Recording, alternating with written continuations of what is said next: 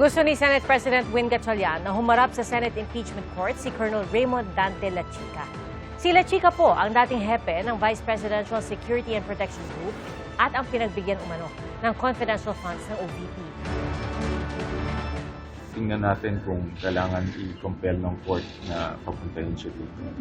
If you follow the money trail at pinakinggan mo yung mga testimonies ni Acosta, ni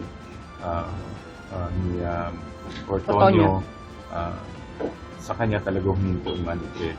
Importante yung kanyang testimony. Ang prosekusyon, hindi raw nakikitang kailangang iharap si Lachica sa trial.